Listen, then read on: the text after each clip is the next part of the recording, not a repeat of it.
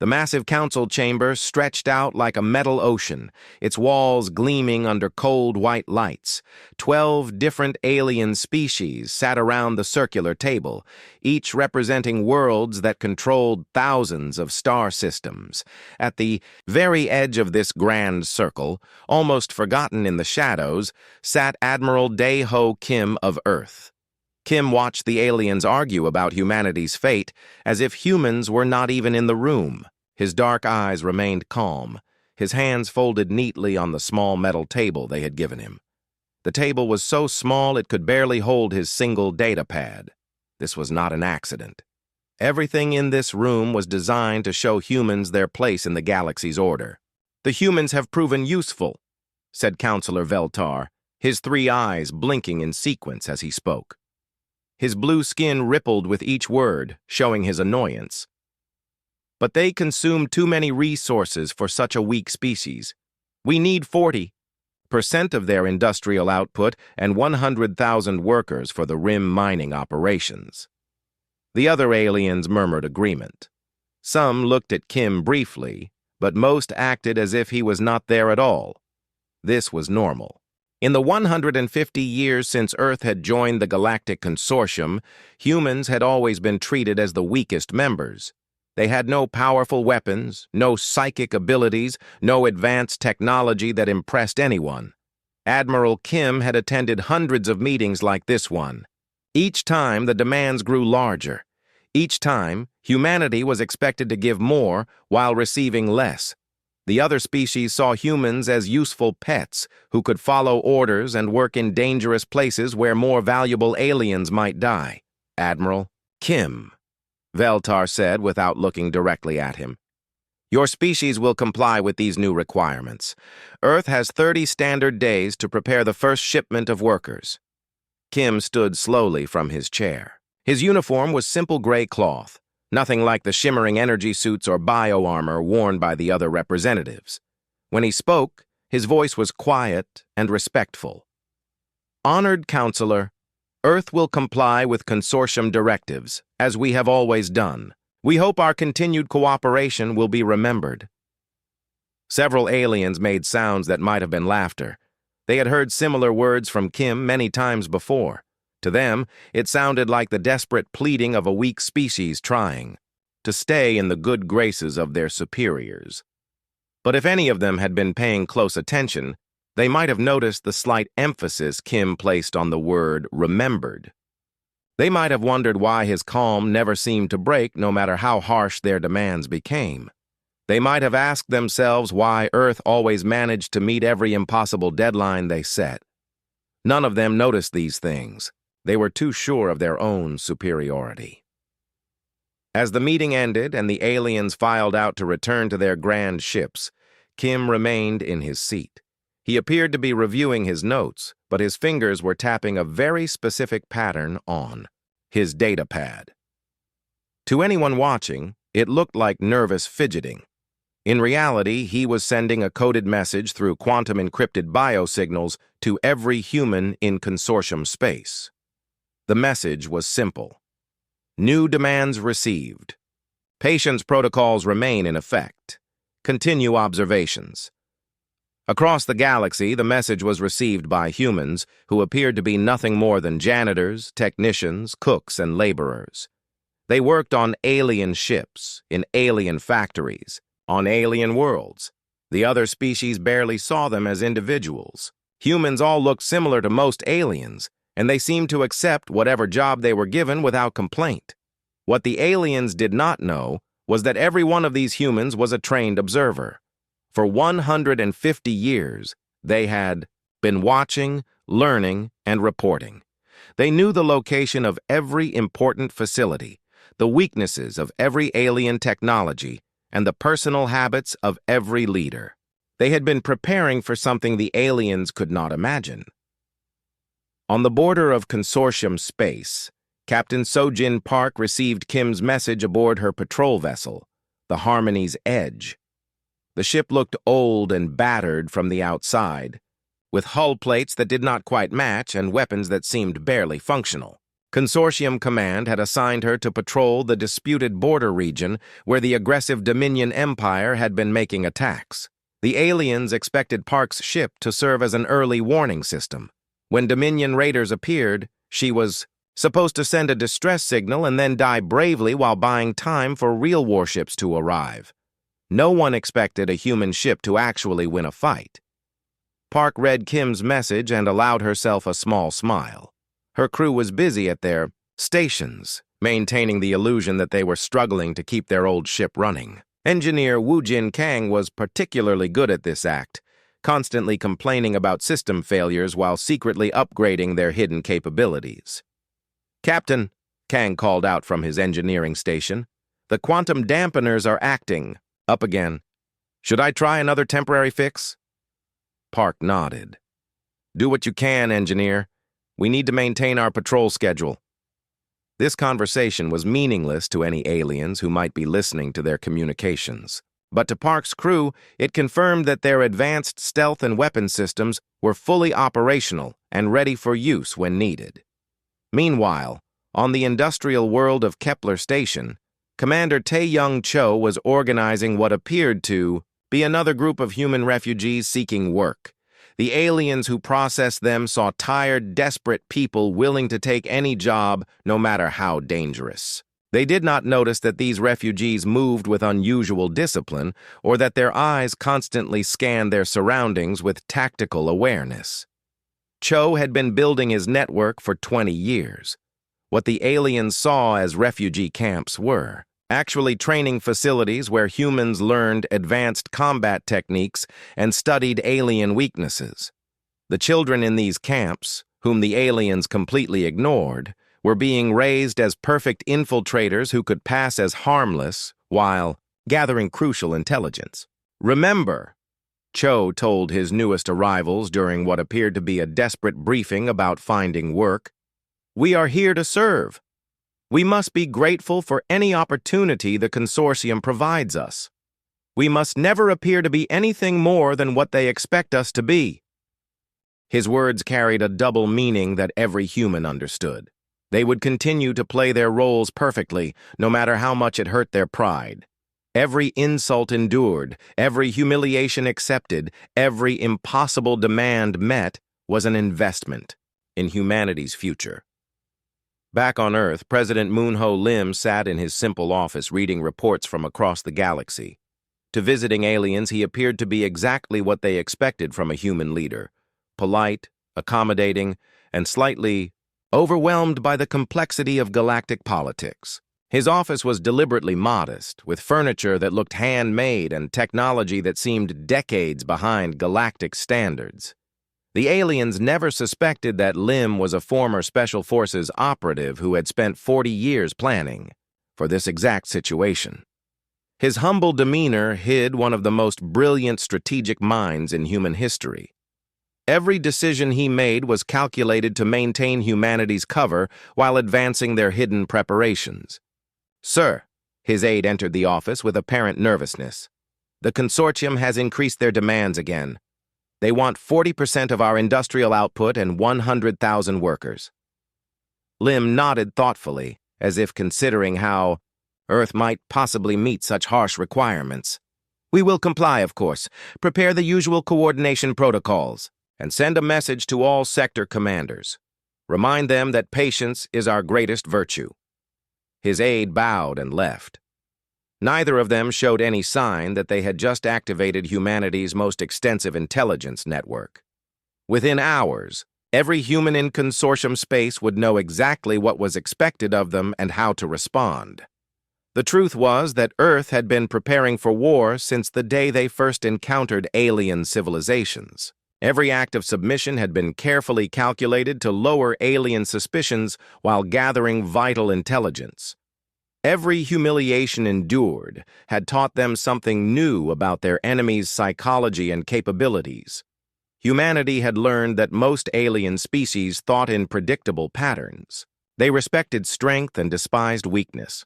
They valued technology over creativity, logic over intuition, and hierarchy over cooperation. These traits made them powerful, but they also made them vulnerable to an enemy who thought differently.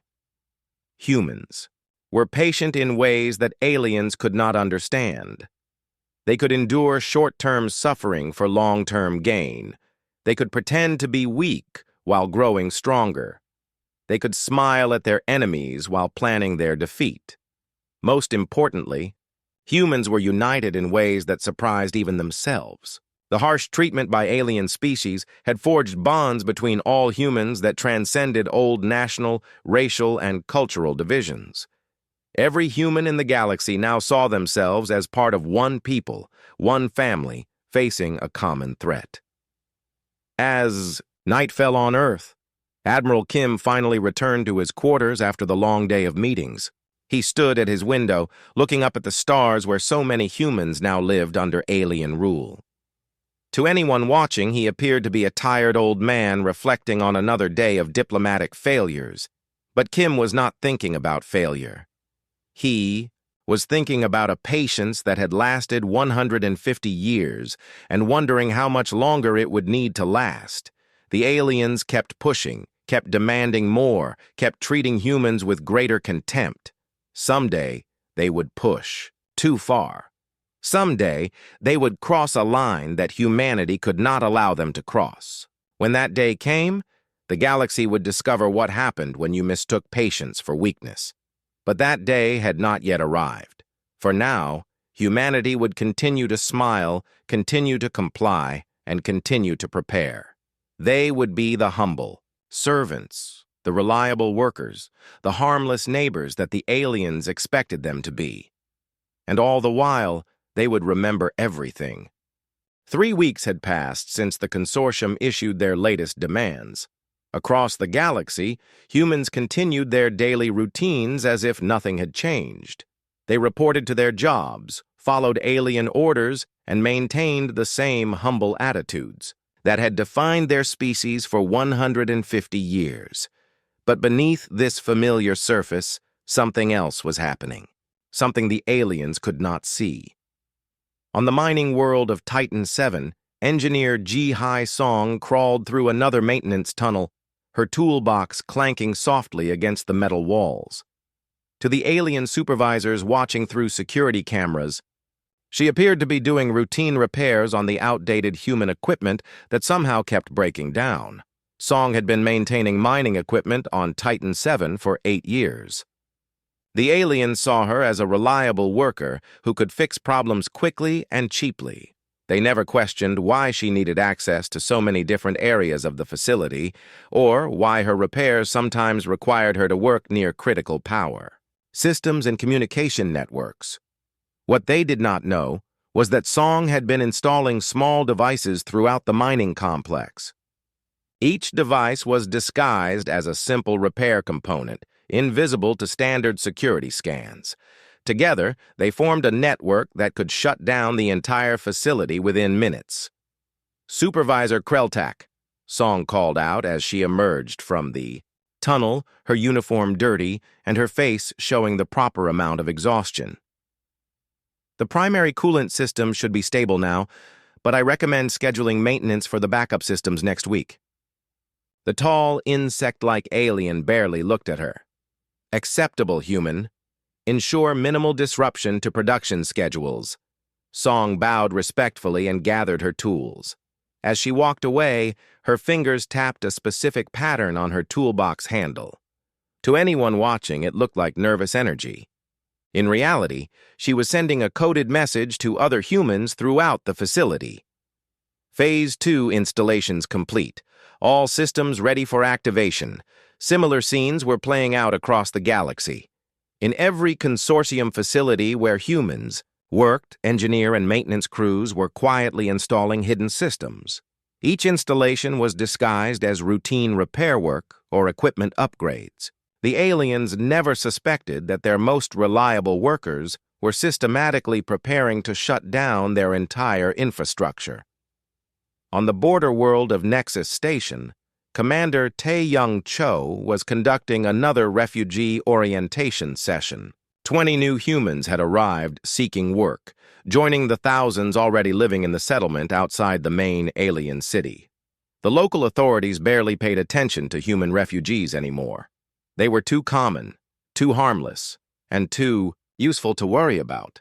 "Remember," Cho told the new arrivals in his tired, defeated voice, "we must be grateful for any work opportunity. The consortium has been generous to allow us to settle here. We must prove that humans can be valuable contributors to galactic society." The new refugees nodded with the same broken expressions that all human refugees seemed to wear. But their eyes told a different story. These were not desperate civilians seeking safety. They were soldiers, intelligence operatives, and technical specialists who had trained for decades to play this role perfectly. After the official orientation, Cho led them to their assigned quarters in the refugee camp. The buildings looked run down and overcrowded, exactly what the aliens expected from human settlements. But beneath the surface appearance, the camp was a sophisticated military facility. Hidden training rooms lay beneath the main buildings. Advanced communication equipment was disguised as simple repair tools. Weapons and armor were stored in compartments built into walls and floors. The aliens saw poverty and desperation. The reality was a military base that could deploy 5,000 combat-ready soldiers within hours. "Your training schedules begin tomorrow," Cho whispered to the new arrivals once they were safely inside. "Remember, we are always being watched. Every moment you are outside these walls, you must be the helpless refugee they expect to see." One of the new arrivals, a young woman named Hae-Won Park, raised her hand slightly. "Commander, how long can we maintain this deception? Some of the younger people are getting restless." Cho's expression remained carefully neutral. "We maintain it for as long as necessary. Our patience is not weakness. It is our greatest weapon.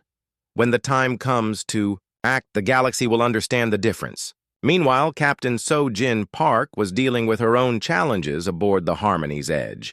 Her patrol ship had been assigned to monitor a section of space where Dominion Empire raiders had been increasingly active. 3 consortium vessels had disappeared in the past month, and Alien Command expected her ship to provide advance warning when the next attack came.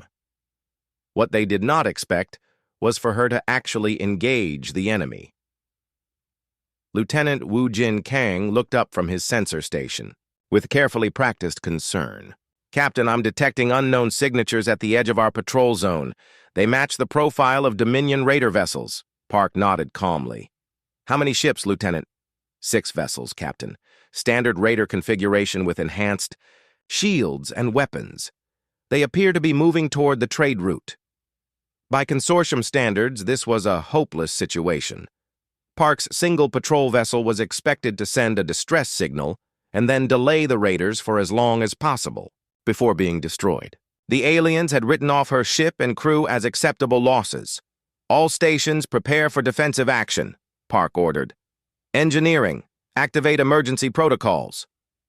To any alien listening to their communications, this sounded like a desperate crew preparing for a heroic last stand. In reality, it was the signal to activate systems that would have amazed any alien engineer who saw them. The Harmony's Edge had been built to look like an outdated human vessel using primitive technology. Its hull was scarred and patched. Its weapons appeared to be simple projectile systems, and its engines seemed barely capable of faster-than-light travel. This appearance was completely deliberate.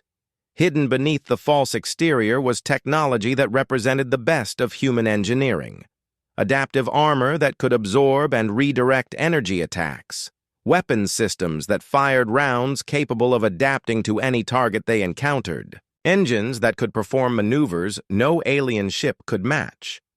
Most importantly, the ship was controlled by an artificial intelligence that thought like a human rather than following predictable alien logic patterns.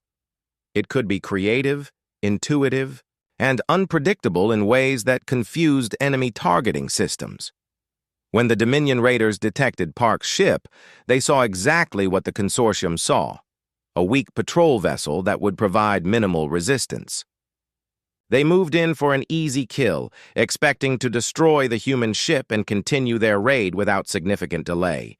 They had made a terrible mistake. The first raider opened fire with plasma cannons that should have destroyed the Harmony's Edge instantly. Instead, the ship's adaptive armor absorbed the energy and converted it into power for its own systems. The raiders' weapons actually made the human vessel stronger. "Return fire," Park ordered calmly. The Harmony's Edge fired what appeared to be simple projectile weapons. The raiders' shields, designed to deflect energy attacks, barely registered the incoming rounds. By the time they realized their error, it was too late. Each projectile was a miniature marvel of human engineering. They analyzed the target as they flew, adapting their structure and composition to exploit specific weaknesses.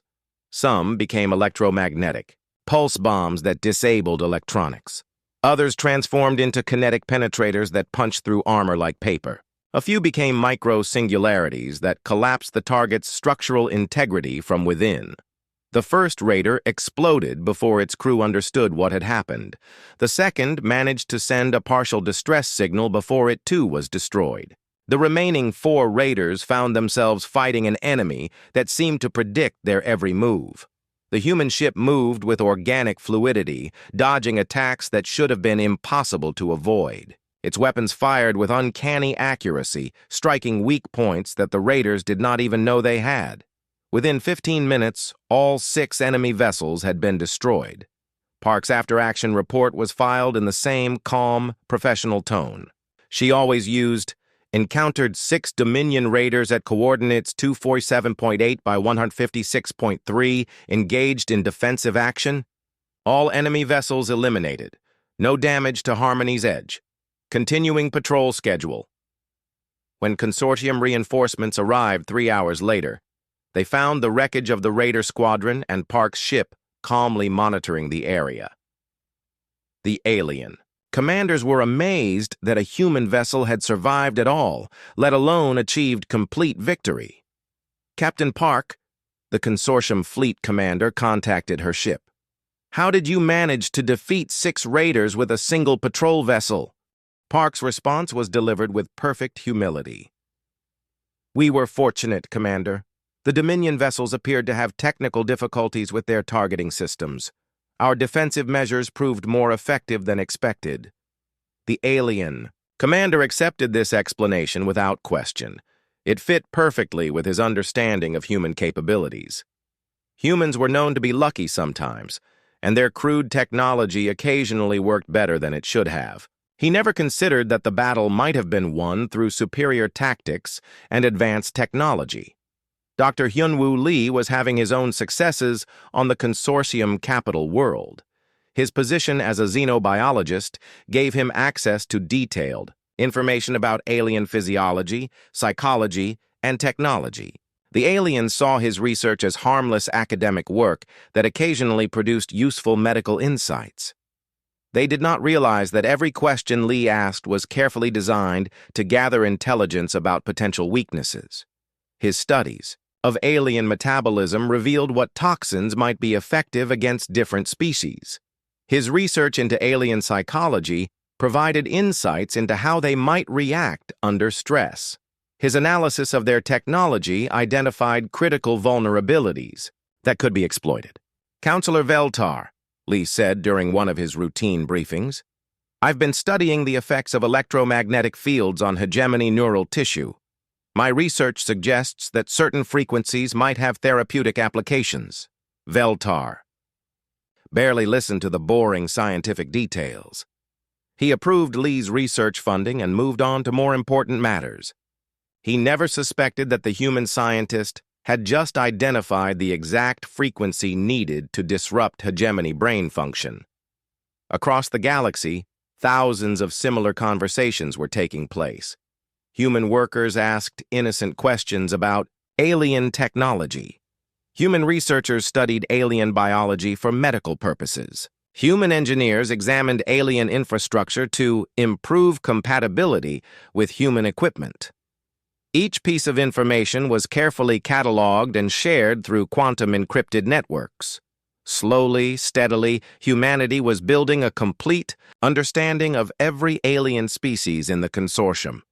They knew how each species thought, what they feared, how their technology worked, and where their weaknesses lay. The aliens remained completely unaware of this intelligence gathering.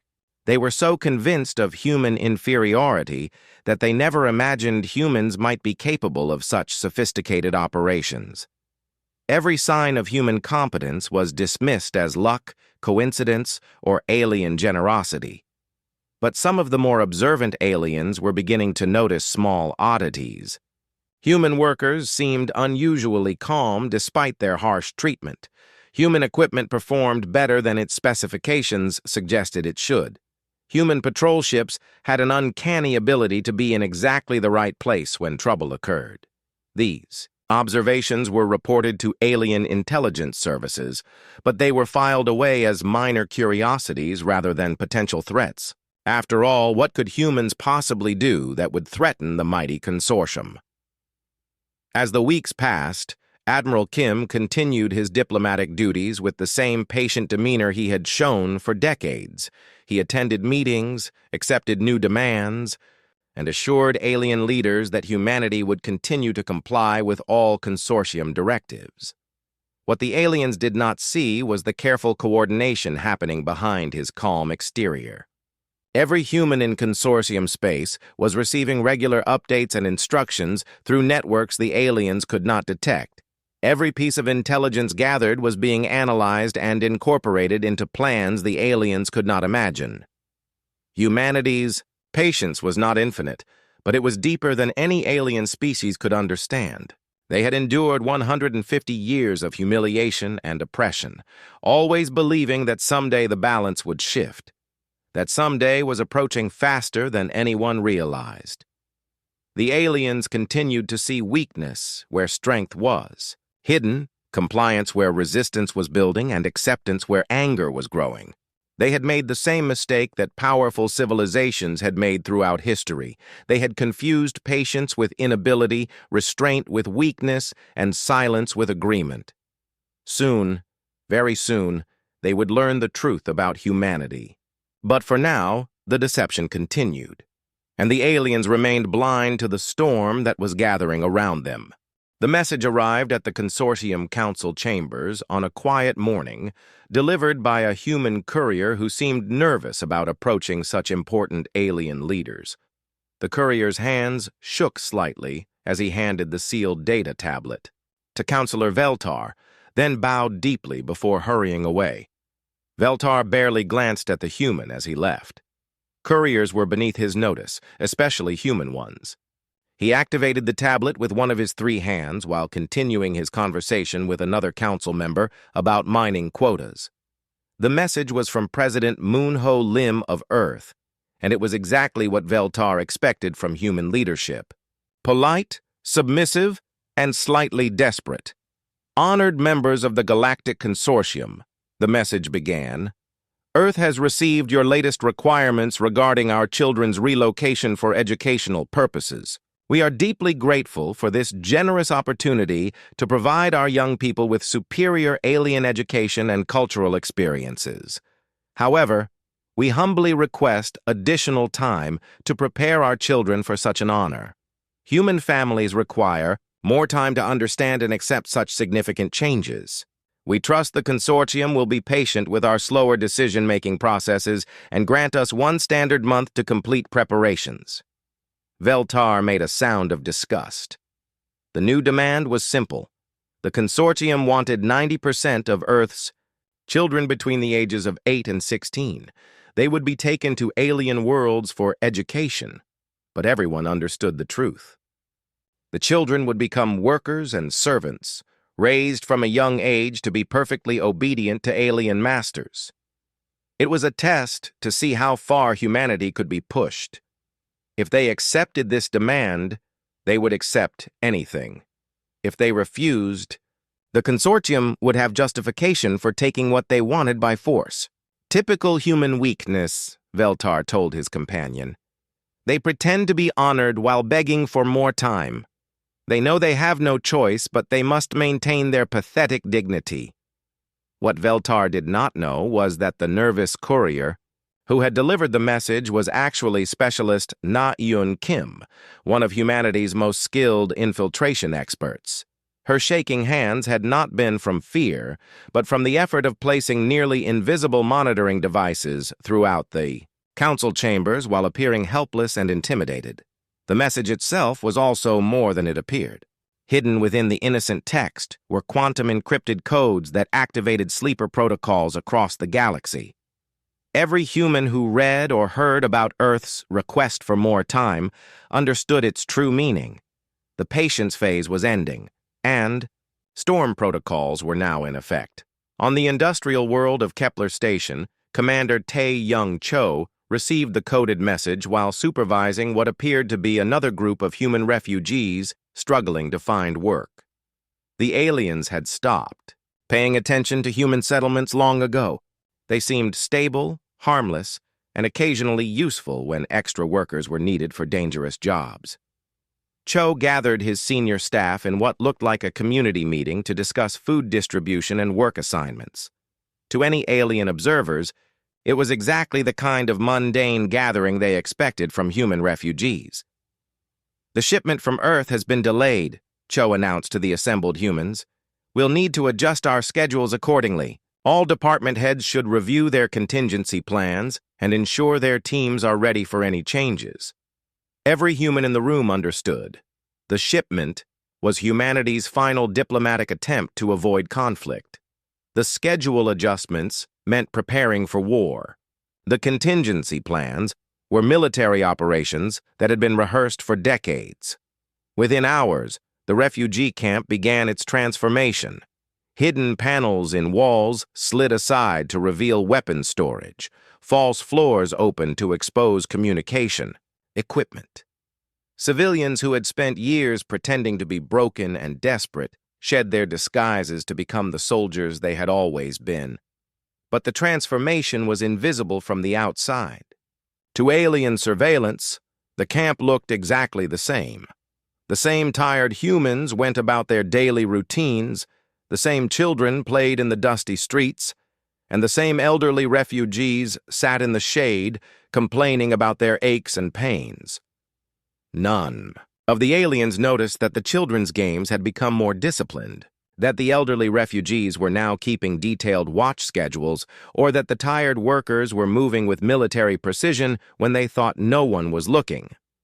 Similar changes were happening throughout the galaxy, but nowhere was the shift more dramatic than aboard Captain Sojin Park's patrol vessel, the Harmony's Edge.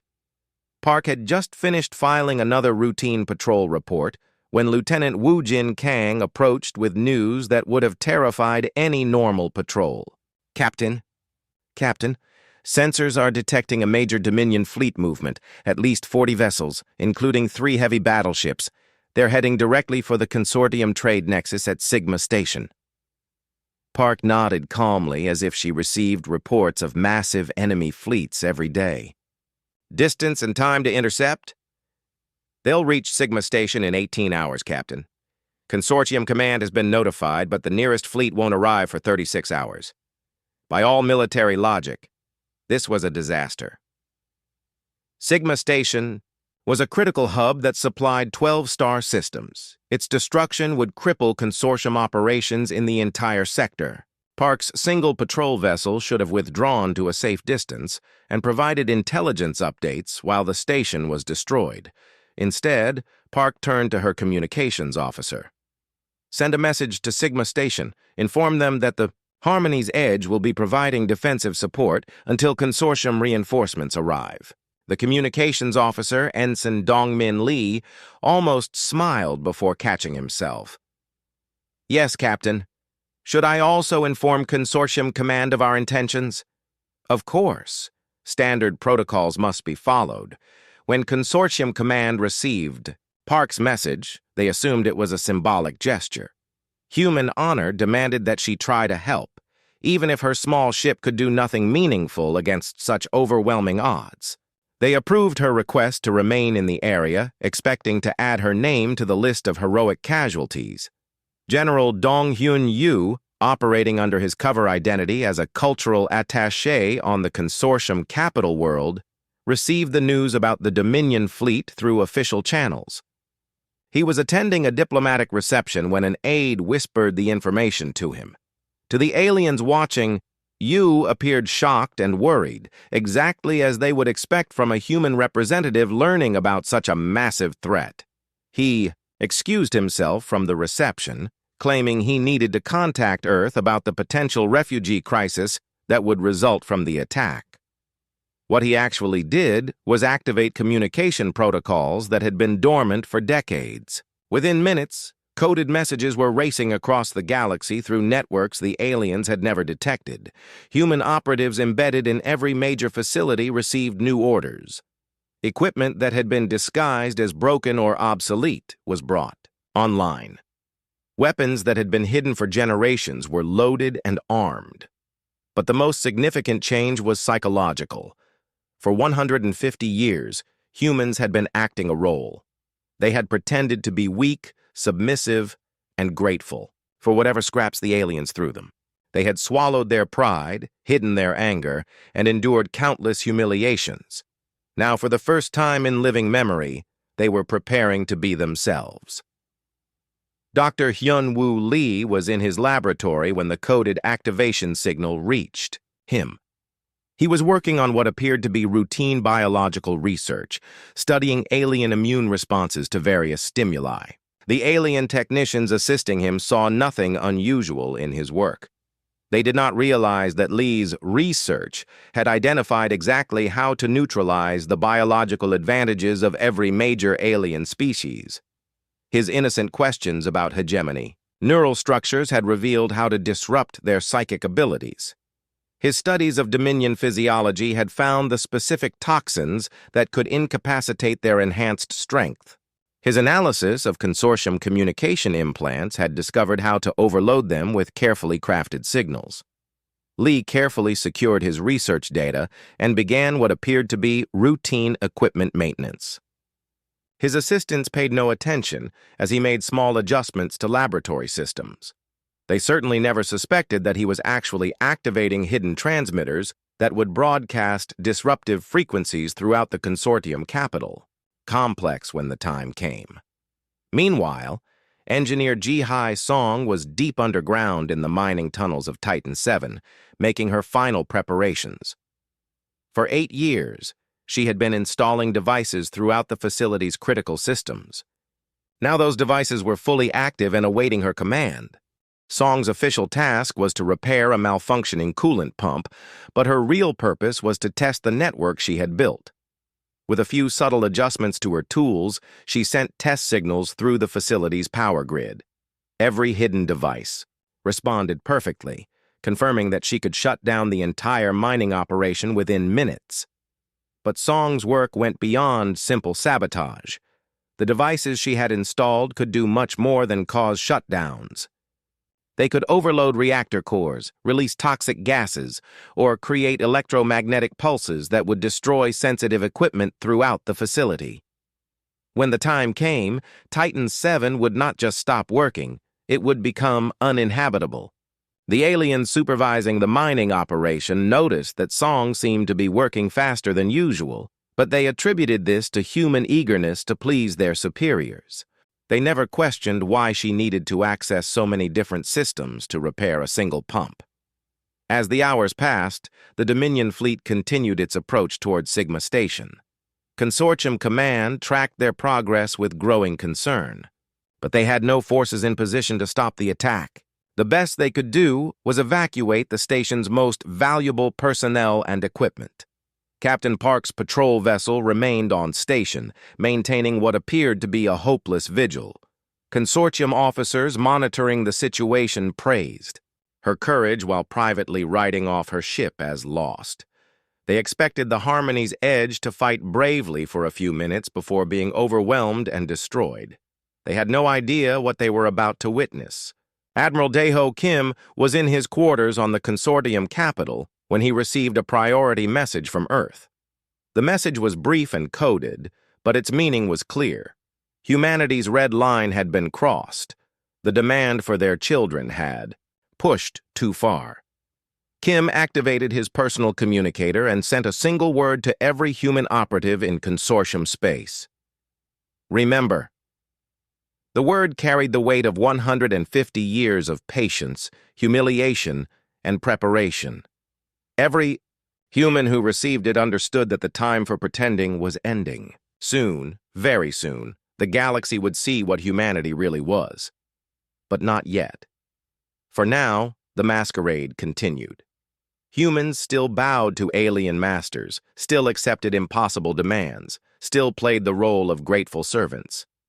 The aliens still saw weakness where strength was hidden, submission where defiance was growing, and acceptance where revolution was brewing.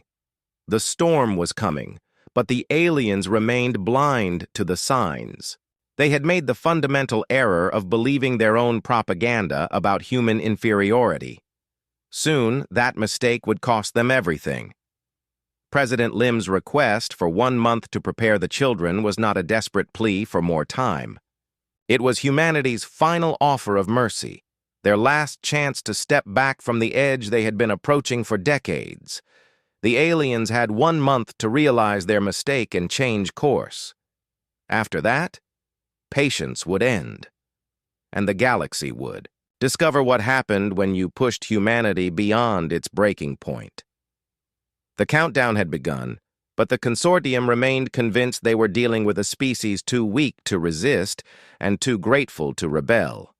In 30 days, they would learn how wrong they had been. The 30-day deadline expired on a Tuesday morning, Consortium Standard Time. President Moon Ho Lim's response arrived at the council chambers exactly 1 minute after the deadline passed.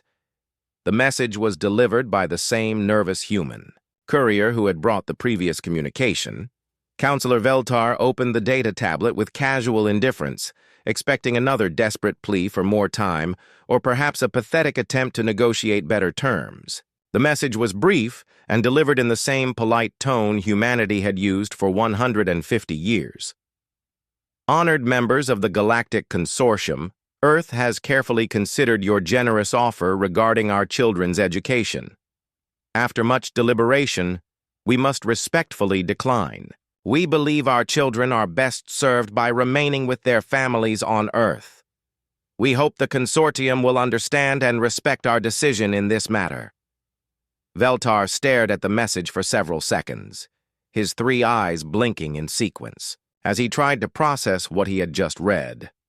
In 150 years of consortium rule, no species had ever simply refused a direct order. The concept was so foreign that he initially wondered if there had been a translation error. Impossible, he muttered, then read the message again. The words remained the same. Earth was refusing to comply with consortium demands. Within minutes, emergency sessions were called throughout the consortium government.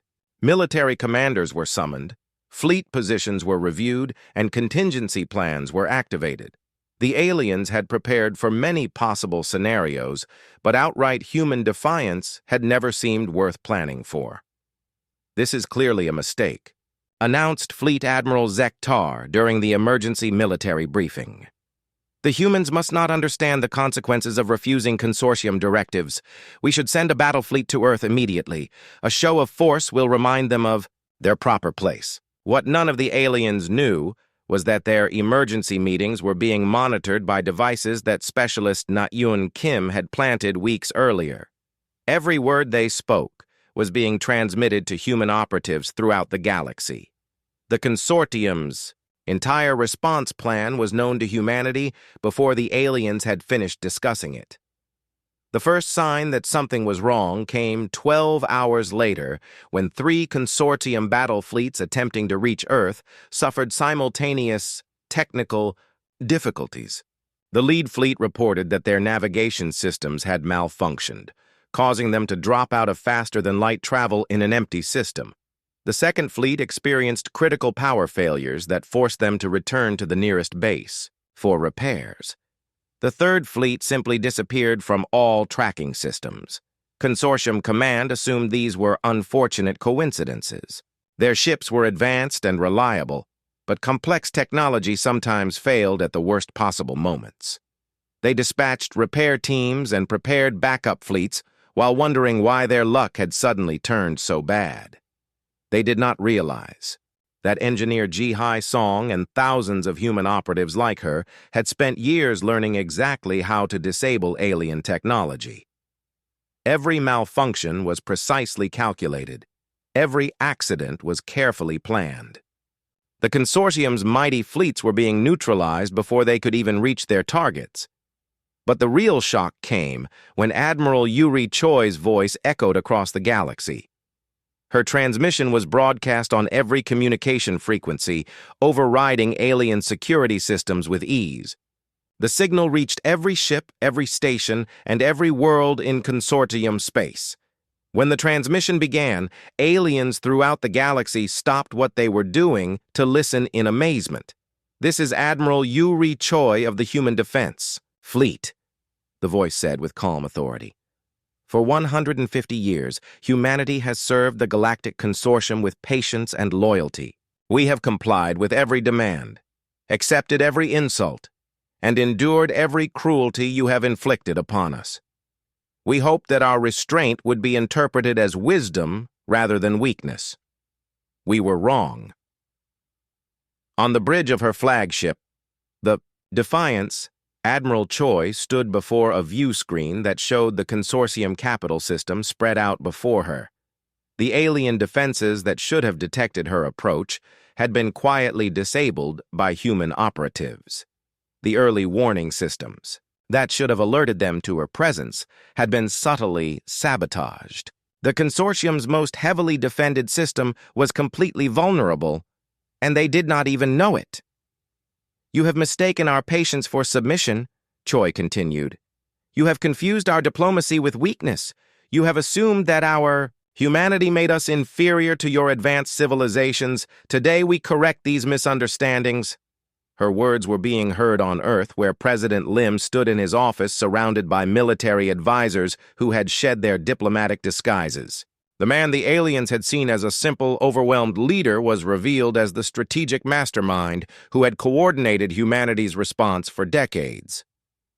"Admiral," Lim said into his communicator, "you are authorized to proceed with Operation Stormfront. Show them what humanity really is." Across the galaxy, the revelation began.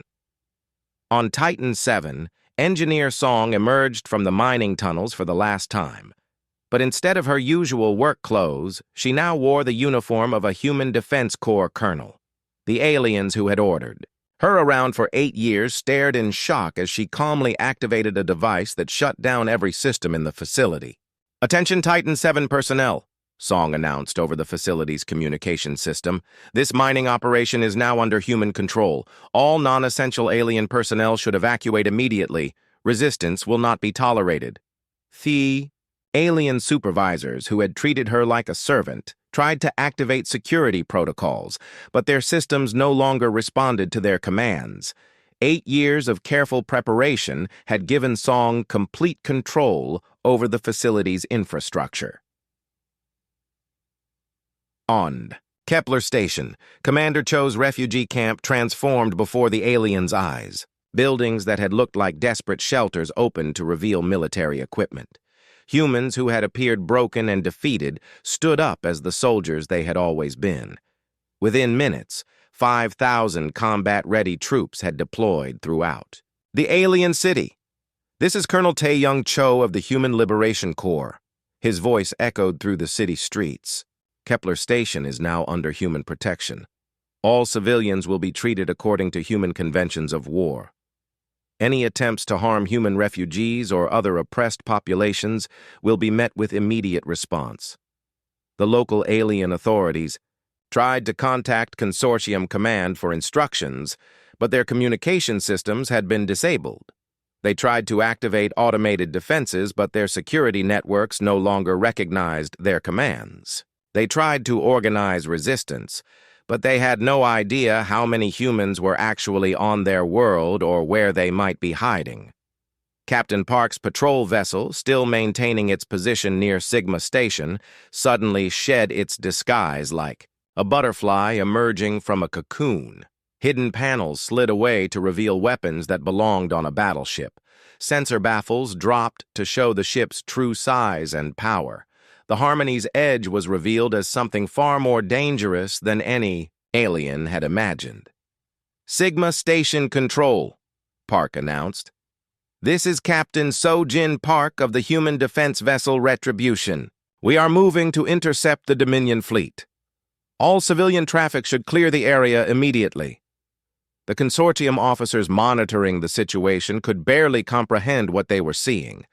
A single human patrol vessel was claiming it, could stop 40 enemy warships, including 3 heavy battleships. It seemed like madness or desperation. Then the Dominion fleet arrived, and the galaxy witnessed something unprecedented.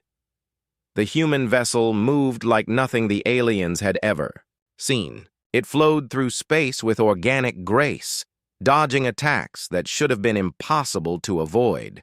Its weapons fired with perfect accuracy, each shot adapted to exploit specific weaknesses in the target vessels. But most shocking of all was the psychological effect. The Dominion fleet, known throughout the galaxy for their aggressive tactics and fearless warriors, began to panic. Their ships scattered in confusion as they realized they were fighting an enemy that thought in ways they could not predict or counter. Within 30 minutes, the entire Dominion fleet had been destroyed or disabled. Captain Park's after-action report was filed in the same calm tone she had always used, but now the aliens understood that her previous victories had not been luck or coincidence. Dr. Lee's laboratory became a command center as he activated systems he had been installing for years. Electromagnetic pulses disabled alien communication networks throughout the Capitol complex. Biological agents specifically designed to affect alien nervous systems were released through air circulation systems, causing confusion and disorientation without permanent harm. "This is Dr. Hyun-Woo Lee of Human Intelligence Operations," he announced as alien security forces stumbled through corridors, their enhanced senses overwhelmed by carefully calibrated disruption fields. "All consortium government personnel should remain in their current locations. Any attempts to leave designated areas will be considered hostile actions." General Yu stepped out of the shadows where he had hidden for decades, his diplomatic disguise finally abandoned. The cultural attaché was revealed as one of humanity's most experienced military commanders, and he had spent years studying every aspect of consortium defenses. "Consortium security forces," he broadcast from the Capitol's main communication center. "This is General Dong-Hyun Yu of the Human Defense Corps. Your command structure has been neutralized. Your communication networks are under our control, and your automated defense systems are offline. Surrender now, and you will be treated according to human military law." The aliens tried to mount a coordinated response, but discovered that their most basic assumptions about human capabilities had been completely wrong. Every system they relied on had been compromised. Every advantage they thought they possessed had been neutralized. Every weakness they had attributed to humanity had been an illusion.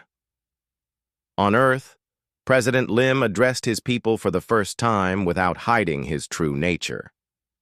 The simple, overwhelmed leader was gone, replaced by the brilliant strategist who had been planning this moment for his entire adult life. "Citizens of Earth," he said, his voice carrying to human settlements throughout the galaxy. "For 150 years, we have endured the contempt and cruelty of species who believed themselves superior to us. We have been patient not because we were weak, but because we were wise. We have been peaceful not because we were unable to fight, but because we hoped that fighting would not be necessary." His words reached humans who had spent their entire lives pretending to be servants and refugees. They heard the pride in his voice, the strength that had always been there beneath the diplomatic facade. "Today, our patience ends. Today we show the galaxy who we really are. We are not the weak species they believed us to be. We are not the grateful servants they expected us to remain. We are humanity, and we will no longer hide our true nature. The transformation was complete. Across the galaxy, the species that had been dismissed as weakest was revealing itself as the most dangerous enemy the consortium had ever faced. The patience that aliens had mistaken for weakness was proving to be humanity's greatest strength. The storm had finally broken, and the galaxy would never be the same. The consortium's response came swiftly and desperately. Within hours of humanity's revelation, emergency broadcasts were sent to every alien world, calling for immediate military mobilization.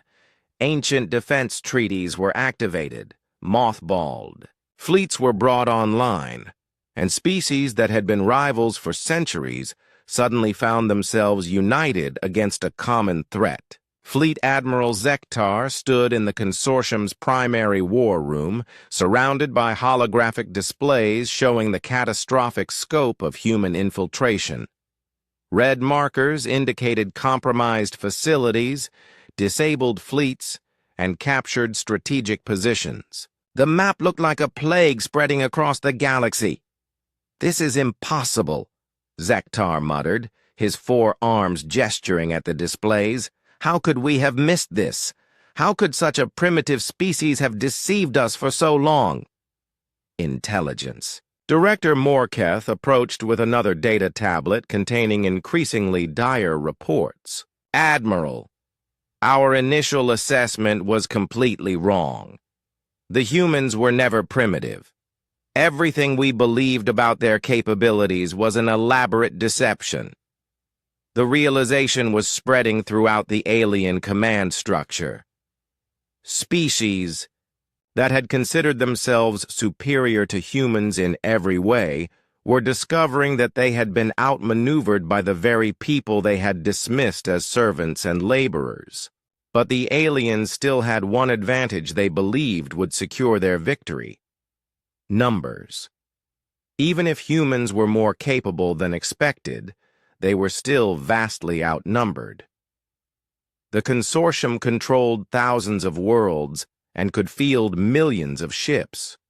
Surely quantity could overcome quality. "Activate the Supremacy Protocol," Zektar ordered.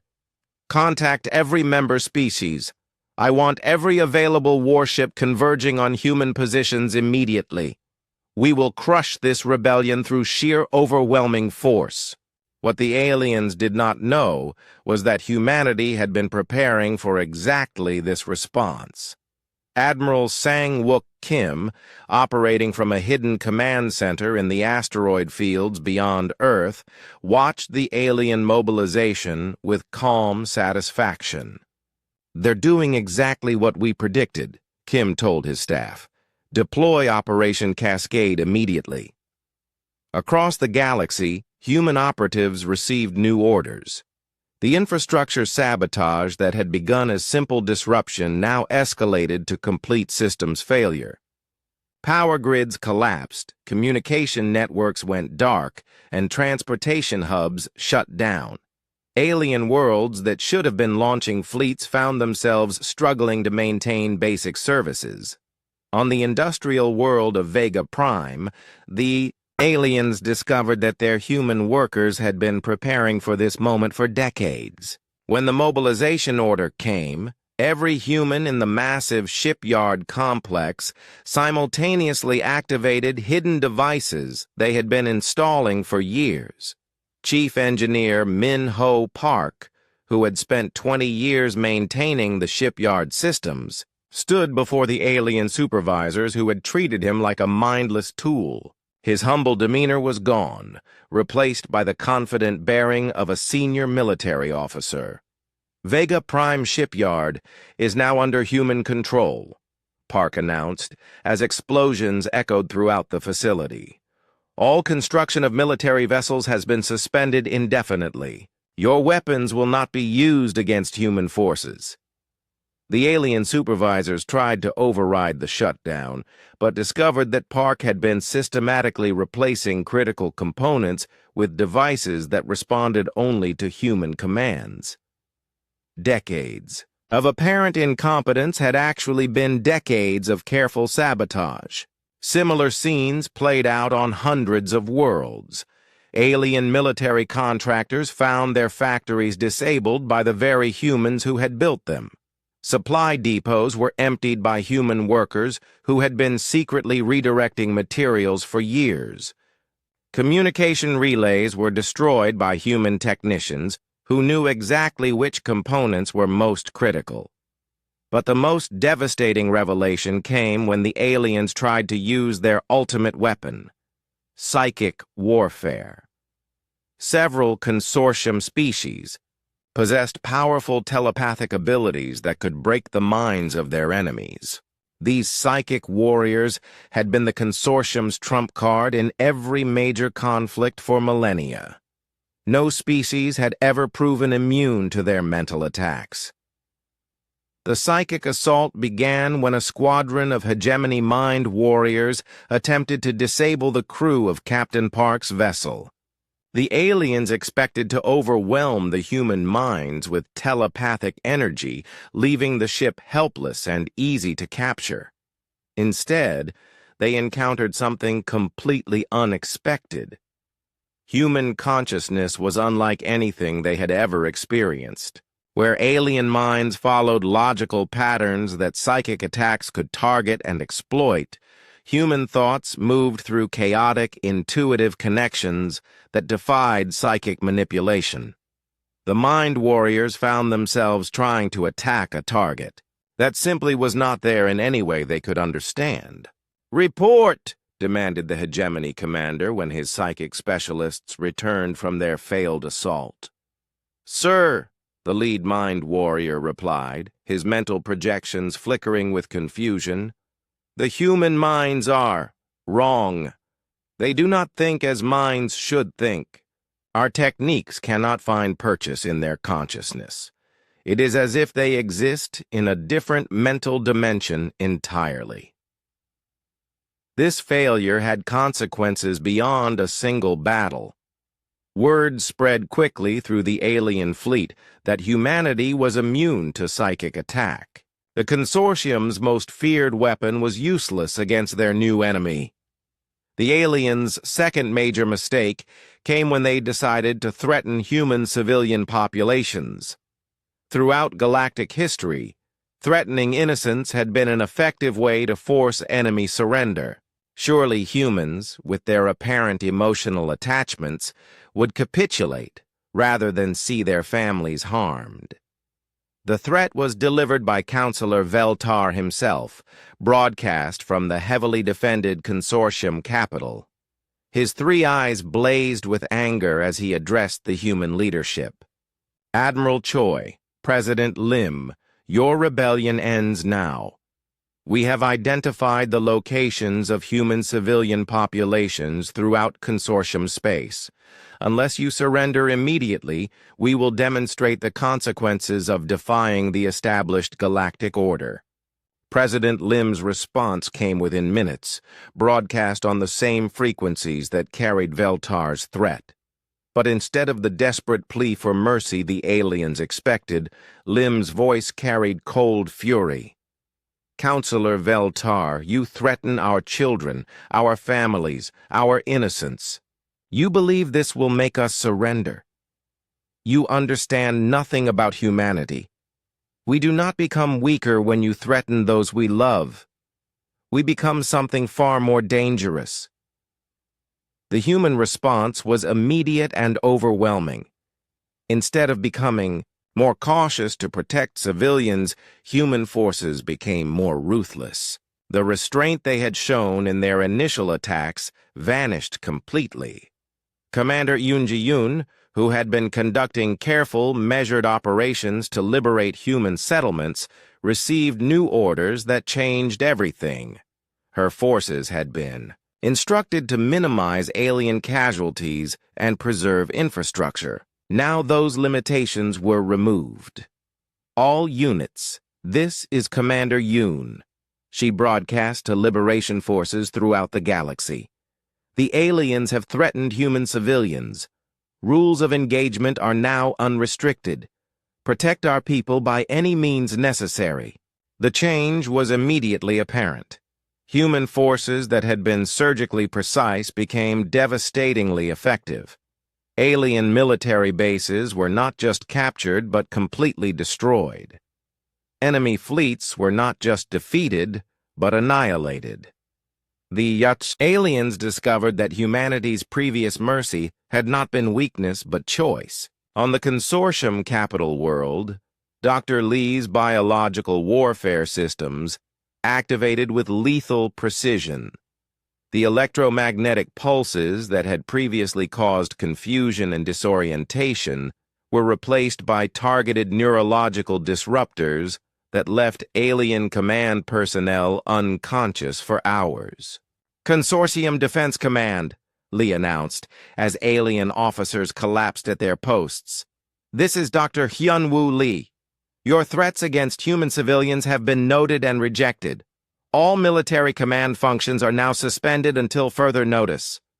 The aliens tried to evacuate their leadership to secure bunkers, but discovered that human infiltrators had been preparing those facilities for years.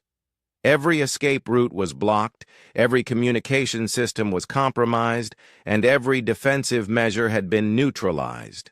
General Yu coordinated the final assault on the consortium government complex with the precision of someone who had been planning the operation for decades. His forces moved through the building like they owned it, because in many ways they did. Human maintenance workers had been mapping every corridor, human security guards had been studying every defensive position, and human technicians had been installing hidden access points throughout the structure. "Counselor Veltar," Yu said as he entered the council chambers, where the alien leadership had barricaded themselves. "I am General Dong-Hyun Yu of the Human Defense Corps. You are under arrest for crimes against humanity and violations of galactic law." Veltar's three eyes darted around the room, looking for escape routes that no longer existed. "This is impossible. You are just humans. You are supposed to be weak." "We were never weak," Yu replied calmly. "We were patient.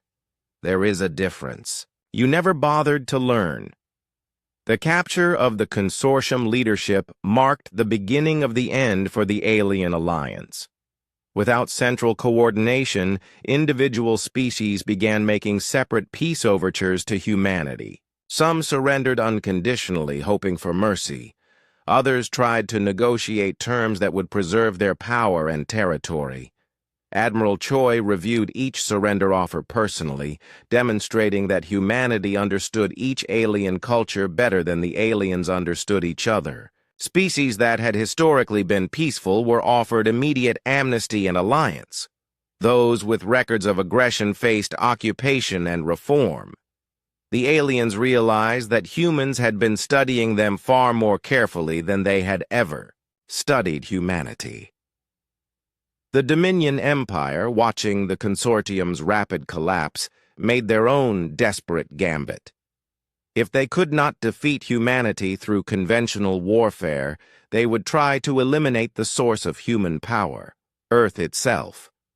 A massive Dominion fleet carrying planet-killing weapons began a high-speed approach toward the human homeworld. They hoped to strike before human forces could respond, destroying Earth and breaking humanity's will to fight. But Earth had never been defenseless. As the Dominion fleet approached the solar system, they encountered defensive systems that made their own weapons look primitive. Hidden installations throughout the asteroid belt opened fire with weapons that bent space itself, creating gravitational anomalies that tore enemy ships apart. The Dominion's planet-killer weapons, designed to crack worlds with directed energy, were turned back on themselves by defensive fields that the aliens could not even detect until it was too late. The mighty invasion fleet was destroyed so completely that not a single escape pod survived to report what had happened. Captain Park, now commanding a full battle fleet in Earth's defense, sent a final message to the Dominion Empire's surviving leadership. "This is Fleet Admiral Sojin Park of the Human Defense Force. Your attack on Earth has been repelled. Your invasion fleet has been destroyed. You have one opportunity to surrender unconditionally, refuse, and face the same fate as your ships." The Dominion's response was a declaration of total war, broadcast throughout the galaxy as a rallying cry for all species to unite against humanity. But by then, it was too late. The consortium was broken, their fleets were scattered, and their member species were abandoning the alliance as fast as they could negotiate separate peace deals. Humanity had won not just a military victory, but a psychological one. The species that had been dismissed as weakest had proven themselves more dangerous than any enemy the galaxy had ever faced. The patience that aliens had mistaken for weakness had been revealed as humanity's greatest strength. But the war was not over yet. The galaxy was learning that when you pushed humanity too far, when you threatened what they loved most, they became something that even they themselves had never fully understood. The storm was reaching its peak, and the aliens were only beginning to comprehend the full scope of their miscalculation. 1 year after humanity's revelation, the galaxy was fundamentally different. The Great Council Chamber, where Admiral Daeho Kim had once sat in the shadows, now hosted the first meeting of the Galactic Alliance. Representatives from dozens of species gathered around a circular table where no seat was more important than any other. Ambassador Ji-Woo Park took her place among the representatives, no longer relegated to a tiny table at the edge of the room. The woman who had spent years appearing nervous and overwhelmed now spoke with quiet confidence as she addressed the assembly. "The first item on our agenda," Park announced, "is the establishment of mutual defense protocols. Unlike the old consortium system, participation in alliance defense will be voluntary, and no species will be required to provide more than they can reasonably afford." The alien representatives listened with careful attention. These were not the same arrogant leaders who had once dismissed humanity as inferior. Some were former consortium officials who had surrendered early and been granted clemency. Others represented species that had been oppressed under the old system and were now free to govern themselves. Veltar, the former consortium counselor, who had once treated humans with such contempt, sat quietly in the back of the chamber. He had been allowed to attend as an observer, a reminder of how far the galaxy had fallen and risen again. His 3 eyes no longer blazed with arrogance. Instead, they showed the careful wariness of someone who had learned the cost of underestimating others. During a break in the proceedings, Veltar approached Ambassador Park. His movements were hesitant, lacking the aggressive confidence he had once displayed. "Ambassador Park," he said quietly, "I owe humanity an apology. We were blind to your true nature for so long. We mistook your patience for weakness, your diplomacy for inability. The galaxy is better now because of what you did, even though we fought against it." Park studied the alien who had once been humanity's greatest enemy in the council chambers. Her expression was neither angry nor triumphant, but thoughtful. "Counselor Veltar, humanity never wanted to conquer the galaxy. We wanted to join it as equals. When that was denied to us, we chose preparation over immediate revenge, mercy over domination. The galaxy mistook our patience for weakness, but that mistake taught us all something important about the dangers of prejudice. The transformation extended far beyond diplomatic meetings. Fleet Admiral Kyung-Ho Lee commanded the new Alliance Defense Force from a station that orbited a world that had once been a consortium military stronghold. His fleet was unlike anything the galaxy had ever seen. Human ships flying alongside. Alien vessels, their crews working together with an efficiency that amazed military observers. "Admiral," his communications officer reported, "we're receiving a distress call from the Kepler system. Pirates are attacking a trade convoy." Lee nodded and activated the fleet-wide communication system. "All ships, this is Admiral Lee. We have civilians in danger. Human vessels will take point, but I want full coordination with our alien partners. Let's show these pirates what the Alliance can do." The response was immediate. Human ships moved with their characteristic fluid grace, while alien vessels provided heavy firepower and technical support. The pirates, expecting to face divided forces using incompatible tactics, instead encountered a unified fleet that combined the best aspects of every member species. The battle was over in minutes, with the pirates either captured or fled. But more importantly, it demonstrated that the Alliance was not just a human empire with alien subjects. It was a genuine partnership where each species contributed their strengths while covering others' weaknesses. On Earth, President Lim walked through the gardens outside his office, no longer needing to hide his true nature behind a facade of diplomatic uncertainty. The man who had coordinated humanity's greatest deception now worked openly to build a better future for all species. Director So-Young Kim approached with the daily intelligence briefing. Unlike the old consortium intelligence services, which had relied on fear and infiltration, the Alliance Intelligence Service operated on cooperation and information sharing. "Mr. President," Kim reported, "we've completed the integration of former consortium intelligence assets. Surprisingly, many alien agents have requested to continue working with us. They prefer our methods to what they experienced under the old system." Lim was not surprised. Humanity's approach to intelligence gathering had always been based on building genuine relationships rather than exploiting fear. Former enemies were finding it easier to work with humans than they had expected. "Any signs of remaining resistance?" Lim asked. "The Dominion Empire is still active in the Outer Rim territories," Kim replied. "They've been trying to rally other aggressive species for a final assault on Alliance space. Our sources suggest they're planning something big." That something big was indeed taking shape in the darkest regions of space beyond the galaxy's edge. Supreme Commander Drextar of the Dominion Empire stood on the bridge of his flagship, surrounded by the leaders of every remaining hostile species. The alliance they had formed was built on mutual hatred of humanity and fear of what the humans represented.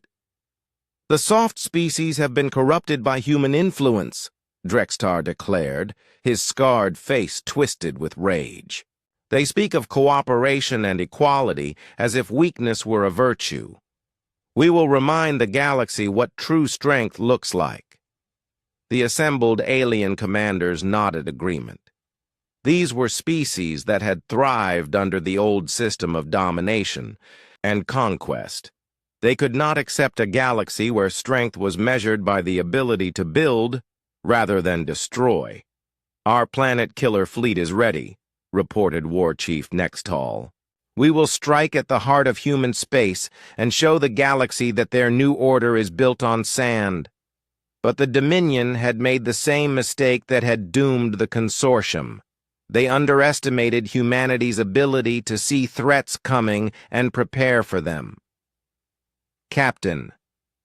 Minji Lee received the warning while patrolling the Outer Rim in her ship, the Defiant Guardian. Her sensors detected the massive Dominion fleet while it was still days away from Alliance territory. But instead of immediately reporting the threat, she did something that would have confused the old consortium commanders. She waited. "Captain." her tactical officer asked. "Shouldn't we alert the fleet immediately?" "Not yet," Lee replied calmly. "Let them come a little closer. I want to make sure they understand exactly what they're facing." The captain's patience was not born of overconfidence, but of strategic thinking. Humanity had learned that the most decisive victories came not from overwhelming force, but from allowing enemies to reveal their full intentions before responding.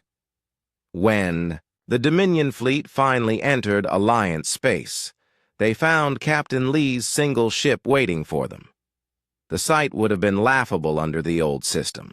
One human vessel against a fleet of 500 warships, carrying weapons capable of destroying planets.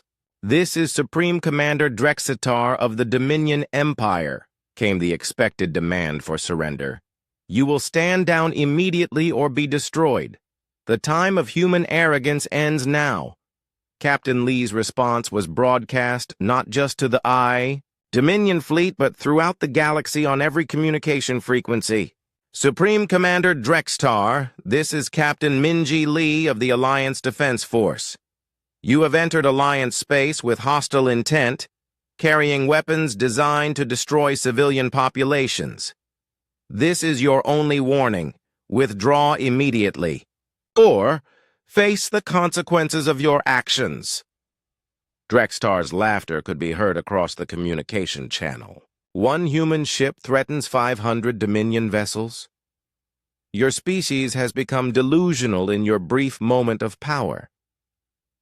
"We are not delusional," Lee replied with the same calm that Admiral Kim had shown in the council chambers so many years ago. "We are patient. There is still a difference you have failed to learn." The Dominion attack began with overwhelming force, planet-killer weapons firing simultaneously at Lee's ship. But instead of being destroyed, the defiant Guardian seemed to absorb the incoming energy, growing brighter and more powerful with each hit.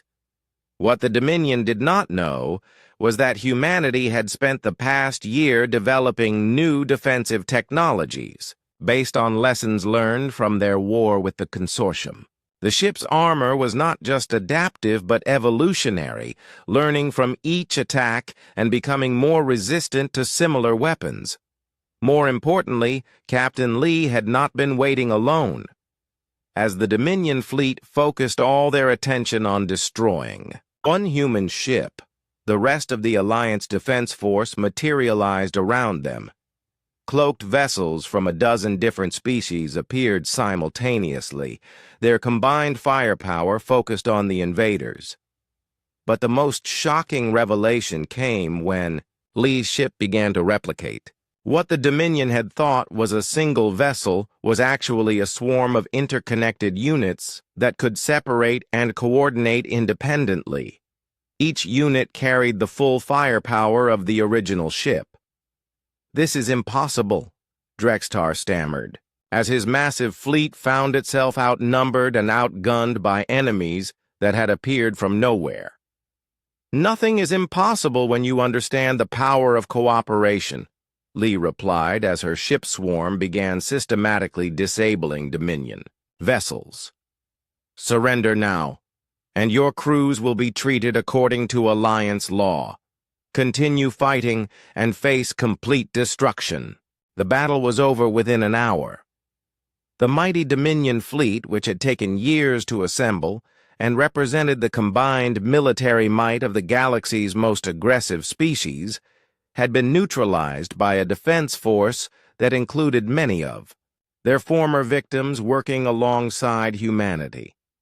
In the aftermath, as Dominion survivors were processed for war crimes trials, something unexpected happened.